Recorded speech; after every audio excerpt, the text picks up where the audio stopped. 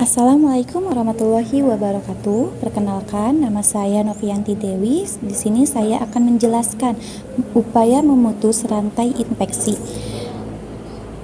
Infeksi merupakan invasi tubuh oleh patogen atau mikroorganisme yang mampu menyebabkan sakit. Infeksi juga disebut asimptomatik apabila mikroorganisme gagal dan menyebabkan cedera yang serius terhadap sel atau jaringan. Penyakit akan timbul jika patogen berkembang biak dan menyebabkan perubahan pada jaringan normal.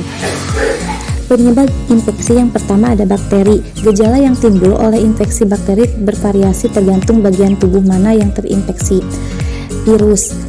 Gejala yang timbul oleh infeksi tergantung dari tipe virus, bagian tubuh yang terinfeksi, usia, dan riwayat penyakitnya. 3. Jamur. Kebanyakan jamur menginfeksi kulit meskipun terdapat bagian tubuh lain yang dapat terinfeksi seperti paru-paru dan otak. Di sini ada tahap infeksi. Yang pertama, tahap inkubasi adalah waktu yang diperlukan di saat masuknya patogen ke dalam tubuh sampai mulai menimbulkan gejala pertama kali. Yang kedua, tahap prodromal adalah interval dari awitan, tanda dan gejala non-spesifik, demam ringan, keletihan, sampai gejala yang spesifik. Tahap ketiga, sakit klien adalah manifestasi, tanda dan gejala yang spesifik terhadap jenis sakit. Yang keempat, tahap pemulihan adalah interval saat munculnya gejala akut infeksi. Tanda-tanda infeksi. 1. Kalor. Panas. Terdapat rasa panas dengan kemerahan dari reaksi peradangan akut. Kalor disebabkan pula oleh sirkulasi darah yang meningkat. Dolor. Perubahan pH lokal atau konsentrasi lokal ion-ion tertentu dapat merangsang ujung-ujung saraf. Pengeluaran zat seperti histamin atau zat bioaktif lainnya dapat merangsang saraf.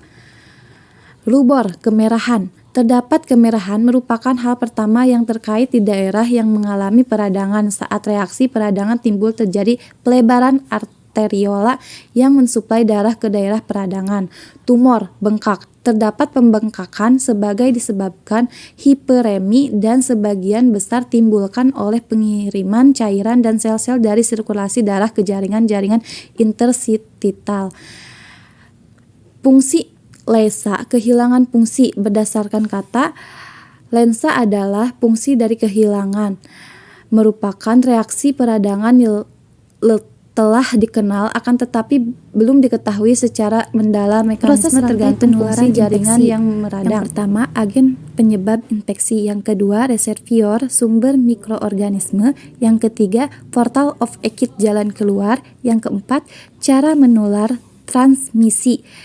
Yang kelima, portal masuk. Yang keenam, daya tahan hospes adalah manusia.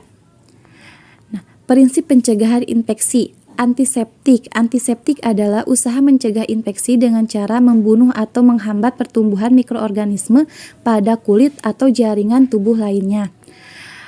Aseptik adalah semua usaha yang dilakukan dalam mencegah masuknya mikroorganisme ke dalam tubuh yang mungkin akan menyebabkan infeksi.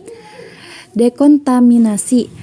Tindakan dilakukan untuk memastikan bahwa petugas kesehatan dapat menangani secara aman beda-beda peralatan medis, sarung tangan, meja pemeriksaan yang terkontaminasi darah dan cairan tubuh. Desinfektan, tindakan menghilangkan sebagian besar mikroorganisme penyebab penyakit dari benda mati.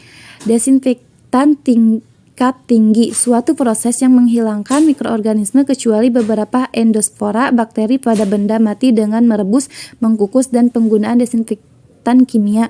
Mencuci dan membilas, suatu proses yang secara fisik menghilangkan semua debu, kotoran, darah, dan bagian tubuh lain yang tampak pada objek mati dan membuang sejumlah besar mikroorganisme untuk mengurangi resiko bagi mereka yang menyentuh kulit atau menangani benda tersebut. Sterilisasi. Sterilisasi adalah tindakan yang dilakukan untuk menghilangkan semua mikroorganisme, bakteri, virus, jamur, parasit. Strategi pencegahan dan pengendalian untuk memutus rantai penularan infeksi. Pertama, peningkatan daya tahan penjamu.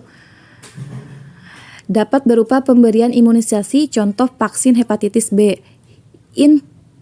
Aktivasi agen penyebab infeksi dapat dilakukan metode fisik maupun kimiawi. memasak makanan seperlunya adalah pemanasan. Memutus mata rantai penularan merupakan hal yang paling mudah untuk mencegah penularan penyakit infeksi, tetapi hasil bergantung pada ketaatan petugas dan pelaksanaan prosedur yang telah ditetapkan. Yang terakhir, tindakan pencegahan pasca pajanan terhadap petugas kesehatan berkaitan dengan pencegahan agen infeksi yang ditularkan melalui darah atau cairan tubuh lainnya. Kemenkes RI tahun 2011 menuliskan bahwa ada 10 hal yang perlu dilakukan dalam pelaksanaan PPI, yaitu kebersihan tangan, penggunaan alat pelindung diri APD, penata laksanaan peralatan klien dan linen, pengelolaan limbah, pengendalian lingkungan rumah sakit, kesehatan karyawan atau perlindungan pada petugas kesehatan, penempatan atau isolasi klien, hygiene respirasi atau etika batuk, praktik penyuntik yang aman, praktik lumbung fungsi. Sekian dari saya, terima kasih. Assalamualaikum warahmatullahi wabarakatuh.